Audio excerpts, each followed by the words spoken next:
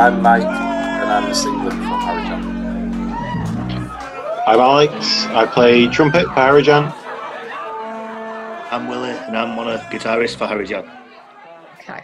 And now we have 3 pronunciations of HARIJAN. Yeah. We're all from various areas of Greater Manchester, so that probably explains that. The accent here, it varies from one end to the other. You know, everybody sounds a little bit different. You can tell where they're from in Manchester. So you were saying about the name. How did that come about? Where did it come from? Okay, so the name came from,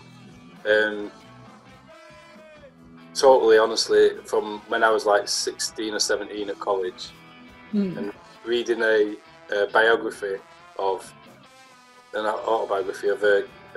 Mahatma Gandhi, and that's when I first learned about that word.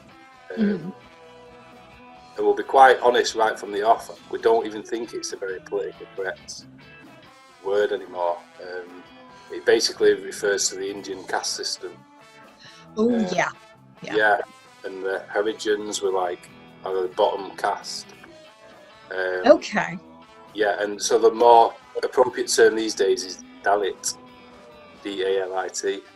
Yes. It basically means the underclass, the bottom class. Another word for it was the untouchables. And at the time when we were all starting a punk band, for me that was like quite a good word to use. It was like, you know, rancid or, you know, whatever. It just tied in with that kind of theme of punk bands. So we thought at the time it was a good word to use. It makes sense, even though right now it may not be the most politically correct word. However, it was one that came from Gandhi's book. It's a way to look at it. Exactly, and essentially what it's about is class, and we are totally obsessed with class, so we thought it was a good one to roll with. Why are you obsessed with class? Because we're of the opinion that that's a very definitive way of a definitive prism or perspective of looking at society, and that's how kind of society functions. Maybe they're not as clear as they used to be 100 years ago. They're a bit more fluid maybe, but overall, let's just cut to the chase. There's a working class and there's an upper ruling class, and that kind of defines how we see how the world works. And the working class isn't the same working class from 100 years ago. Now the working class includes office workers and, you know, not just people out there physically hard work. Yeah. So it's always a constant changing thing, I guess. Yeah, definitely. I mean, it's become more fluid. It's become more complex. We've got deep straight up from the off here, haven't we? But yeah, absolutely it is.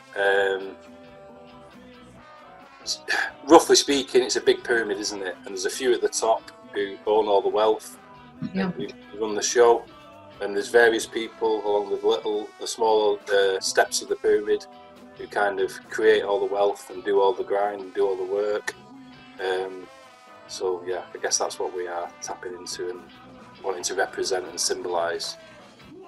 And holding everything else up, because the bottom of the pyramid is the most stable part. So, and it's the most productive part as well. Yeah. And your lyrics reflect that mindset. And listening to some of them, they're very gritty in a lot of songs. What would you say your favorite song is that you've played, or no, that you've written for this album?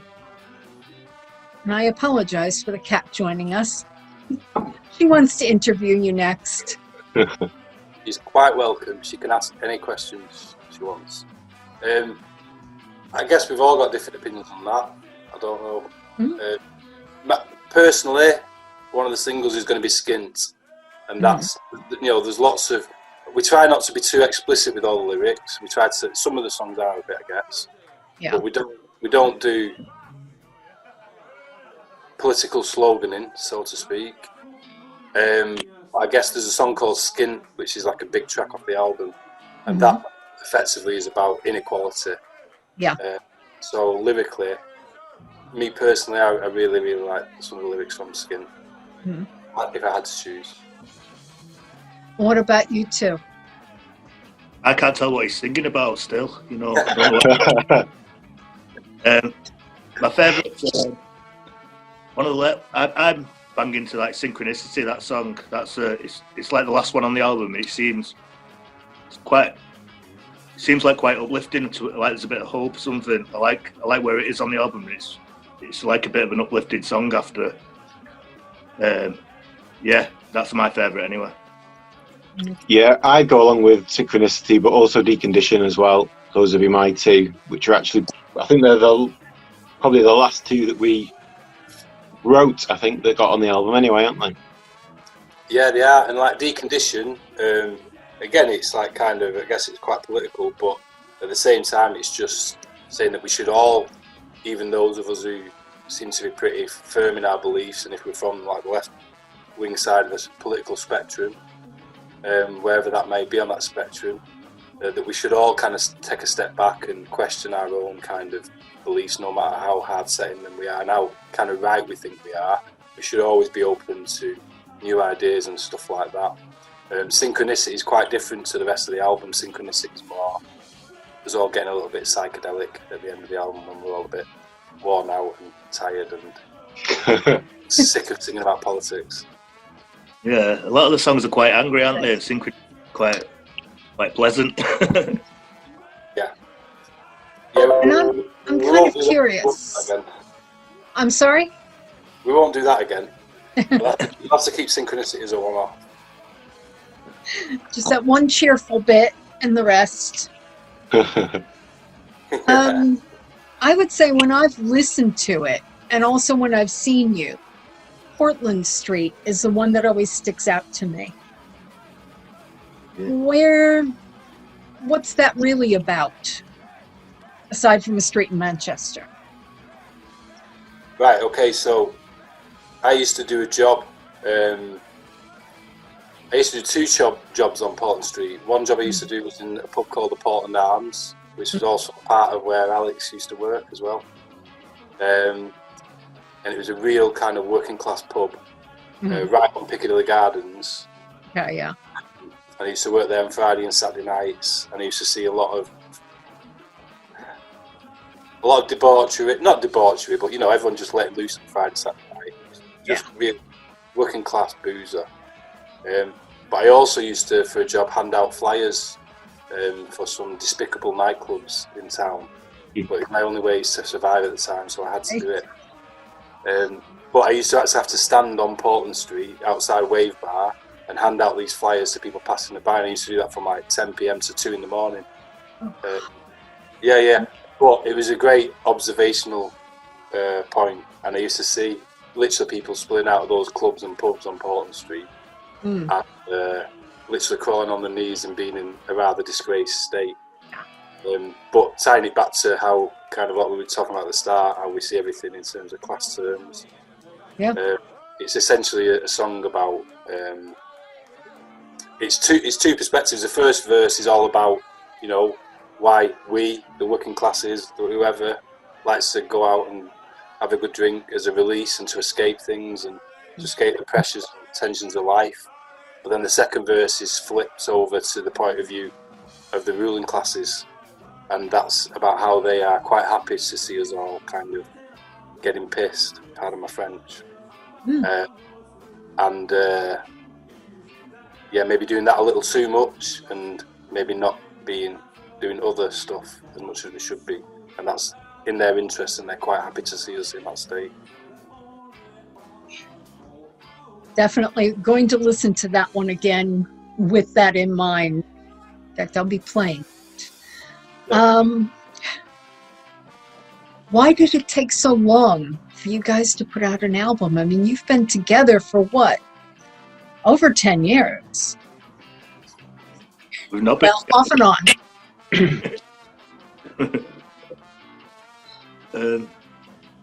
We just weren't even a hiatus, were it? We split up. We never recorded an album.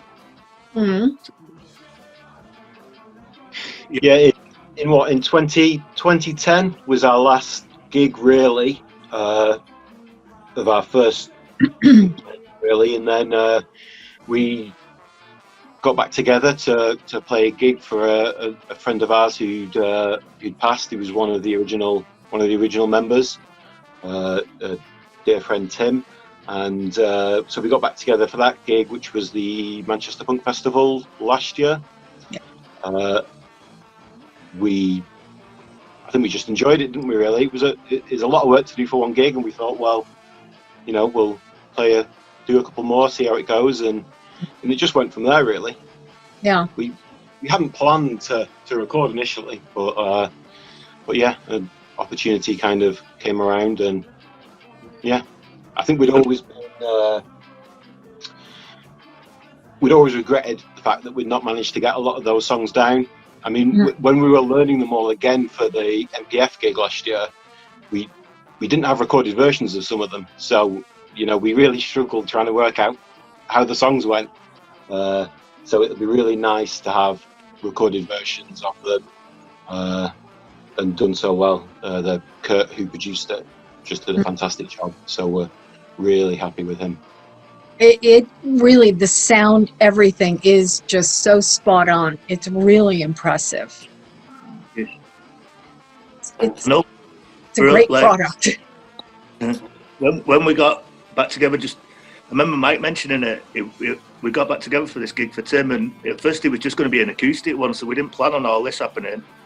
It's just that for me anyway, when we got back together, we seemed a bit tighter. We're all a lot more sober these days, and it was just being in the band were a lot more peaceful than it was towards the end. Like back in the day, everything just seemed good. And it was nice all being in the same room again, and it just went on from there. And is it all the same members, or have new people come in since you've reformed? No, it's original crew. Everyone was still up for it. No one's moved on. That is really unusual. Everyone was just waiting for the call for 10 years. When do we get back together? But I've got to say, on a small stage, how do you guys do it? 2 trombones. I was in awe of seeing you at the Retro Bar and that itty bitty little triangular stage, and nobody popped off the stage. We've had a lot of hit by a practice. slide either. I'm all right ducking. I can duck trombones and that sort of thing. It's just Mikey gets in the way with all that mad dancing, innit? Where he's the one. He's the one who's stamping on your feet and that. Yeah, but you didn't even get off stage then on that little tiny thing, but everybody was dancing right in front of you. So it's kind of like when you're going for a run. If you go for a run and then you hit a traffic light or something on a busy road, you have to just kind of run on the spot. Yeah. It's kind of like you're jogging on the spot, really. You just get used to that. And on the few occasions where we've ever played a bigger stage, you kind of, oh, right, you can let loose a bit there. But no, yeah. We're very hardened to playing in small pubs. We're very used to like being right in each other's space. As much as we don't like to be that close and upfront with each other, we are used to it, so we know how to cope with each other in them circumstances. And it's only for an hour at a time, isn't it? So you tolerate it for one gig here and there. Yeah, but we just get away, don't see each other for a long time, and we work it like that. Yeah. Well, I noticed that from the video. It's out on Brooklyn Vegan was posting it yesterday or today. Yeah. And watching that, just some of the footage that's in there of some of the stages and stuff that you've played. I don't know how you guys all squeeze in. Yeah. Very cozy. Yeah, but it's like, that's what's enjoyable, isn't it? Yeah. It's the intimacy of those smaller gigs. And exactly.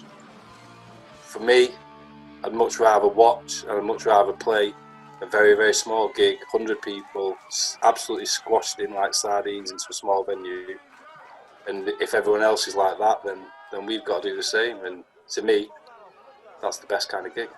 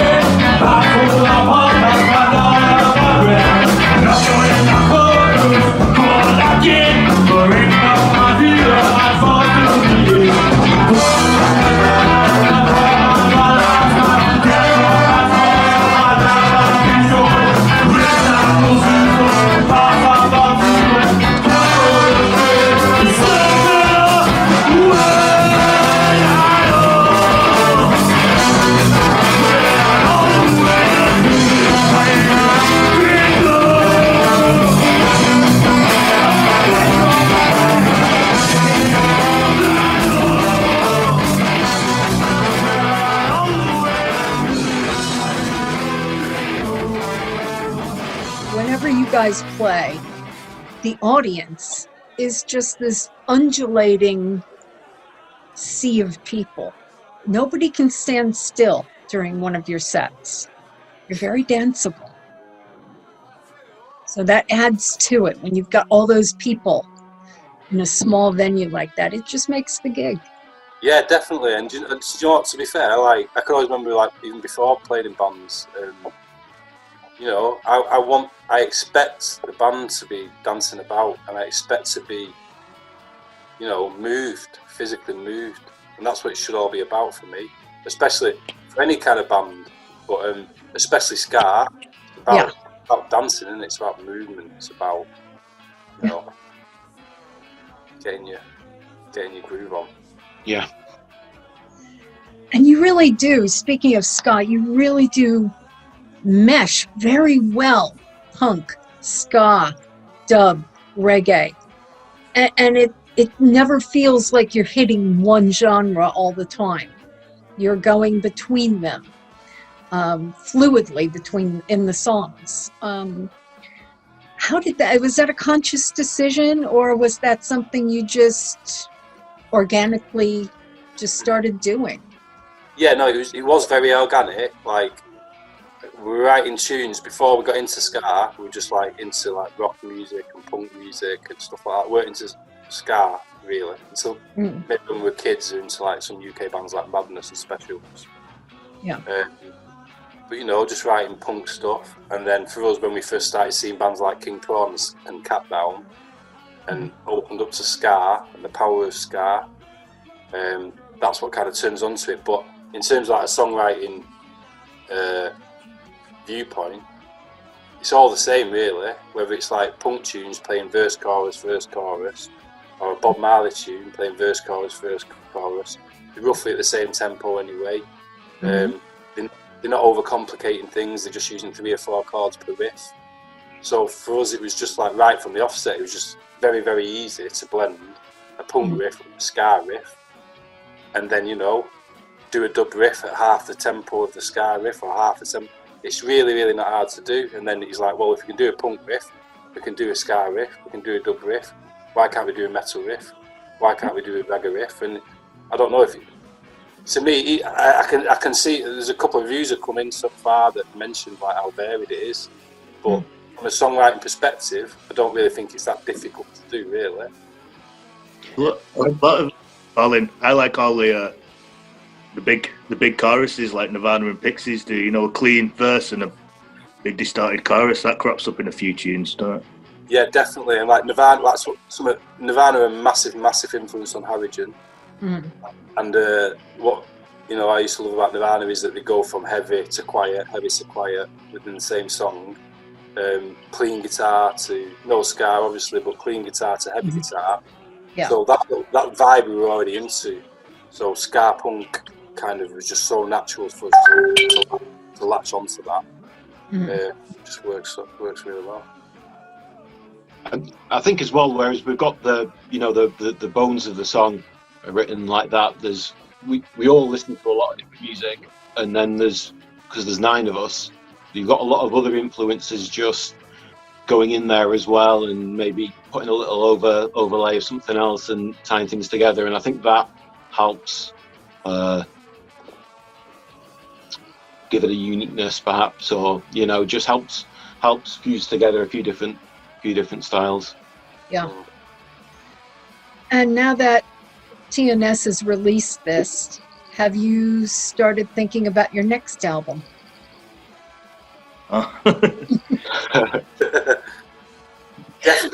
Definitely I not. knew that would be the answer. Yeah, definitely not started thinking about the next album. Someone asked us the other night if we made a choice just to use the older tunes, but we've only got older tunes at the moment. The next release, if anything, will be the even older tunes. Too old for the album even. So I guess we've got to get thinking about doing some new stuff, but so far we've not written anything new. I've heard you messing about on a few ragga riffs here and there. Yeah. No, there's a few like riffs and verses and chorus in the pipeline, but so far there's no new tunes yet. We just got to wait for the pandemic, and we all get together again, start practicing again, and see what kind of comes up. But yeah, to be honest, we're not thinking at all past this. It's been like a year since we recorded it, a year to sort everything out. Finally, now it's on the verge of being released. So we're all just really excited about that, and we're just literally just thinking of this right now, nothing else. Yeah. And also, thinking about gigs. We reformed. We played like 6 gigs. We were going to plan on taking like a couple of month break to record the album, and then couldn't wait to like get back on the gigs again. And then what's happened has happened. So just got to be patient like everybody else. And so gigs is probably the only thing we're looking forward to next, right? And recording a 13-song album like that was a long process and a difficult thing to do and a difficult thing to prepare for. Played in 2, shouldn't we? But not too out of that. Yeah, we did. Just something that has been hard graft, so we're quite happy to have a break away from recording at the moment now. Just look to having some fun on the back of the recording rather than thinking about recording again. Hopefully gigs can happen soon so you can have fun. Because now you're in the interviewing people interviewing you process, and it can be trying at times, would be the word for it. Well, it's all new to us. We never. This set of interviews we're doing now is the first time we've ever been interviewed. Thankfully, we were never interviewed back in the day, because it would have resulted in slightly different interviews. But yeah. So it's all new to us. So now we're all right with it. You're still having fun with them, which is a good thing. Yeah. And whenever this pandemic ends, I want to try and get an in-person interview with you. So you have to play a Manchester gig, and kind of hard since we're all here. And then we'll get another proper interview where it's not all of us sitting in 4 different rooms in 4 different houses in 4 different parts of Manchester, and have a proper chat and see how the album is done. We only ever play Manchester gigs, so there's no danger of that.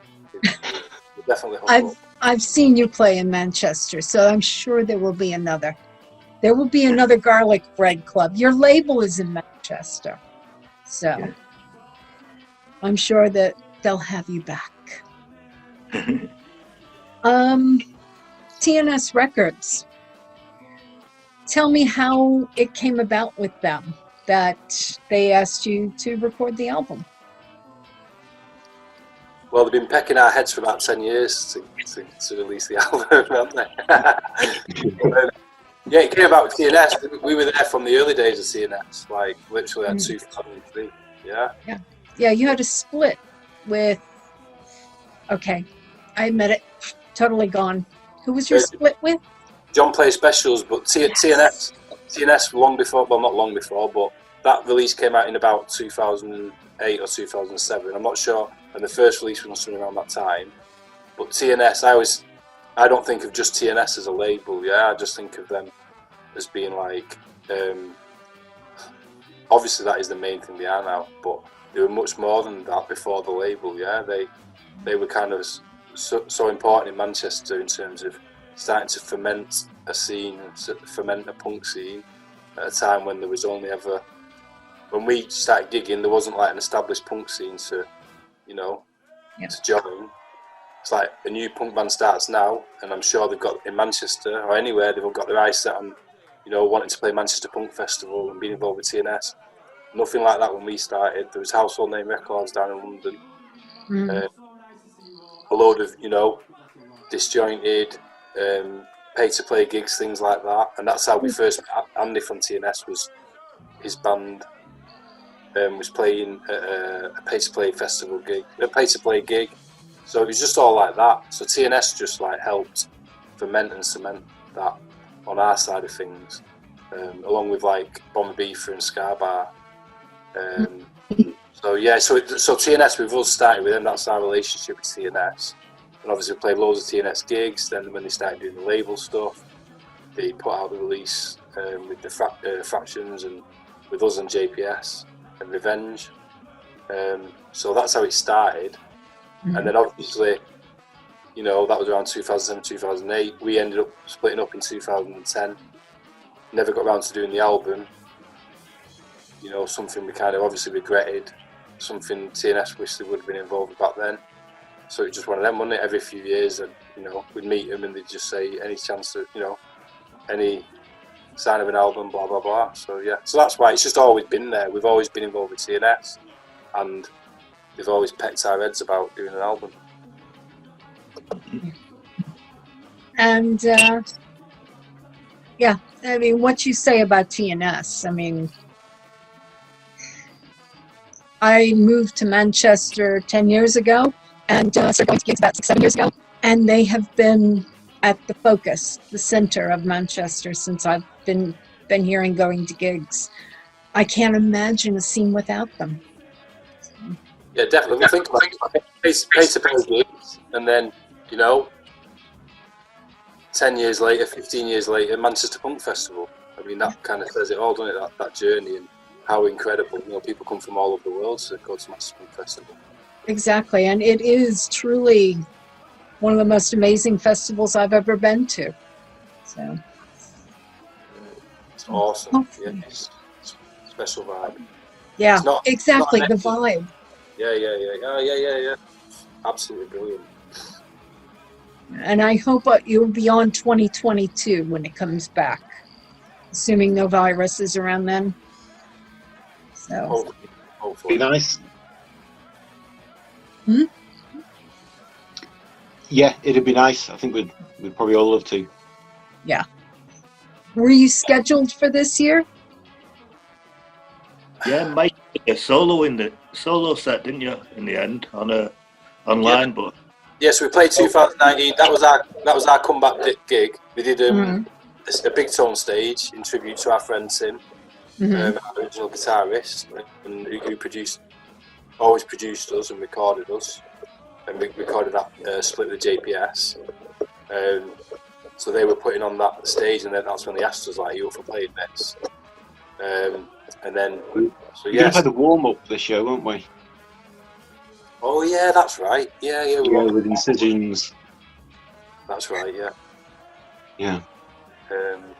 And then it got obviously cancelled. I did a live stream acoustic set for the live event, streamed event. Yes. And then, so hopefully we're going to next year. Yeah.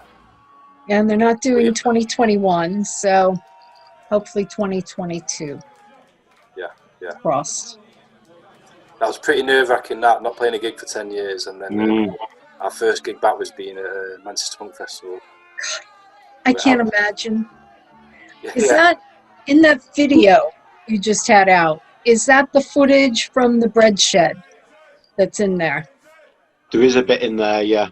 Yeah, and you had a packed room, absolutely packed room. So that must have been like when you walked out on stage. Yeah, it was. The whole of the first song's on the HARIJAN YouTube, isn't it? I think CV, so people can check that out if they go on YouTube and type in HARIJAN CV. It should come up. There you go. Yeah. Take a look for that. We're all knackered after that first tune, so Yeah, it's the only good one. Yeah. Yeah. Like, I joke. highly doubt it, but well, I want to thank you guys so much for taking the time tonight, and hopefully we'll see each other at gigs soon. yeah, can't wait. Thanks for having us. Definitely. Thank you for the light at the end of the tunnel, so we're getting there. So yeah, thank you very much. Thanks again, guys. All right, cheers, Stella. Thanks. Bye.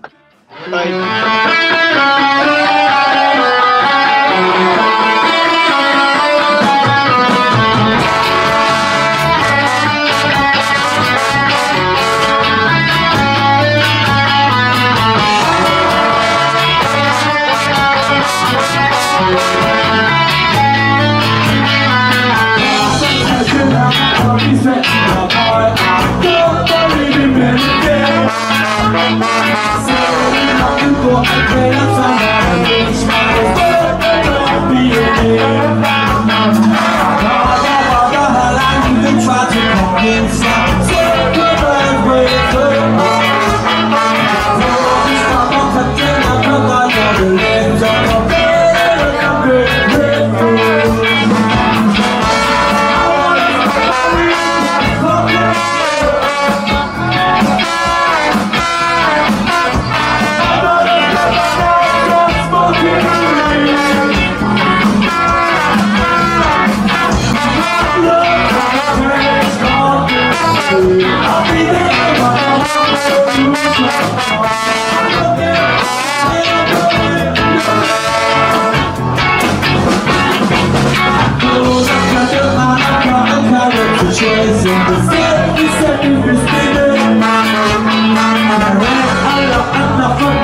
passo to Southfield, look for security.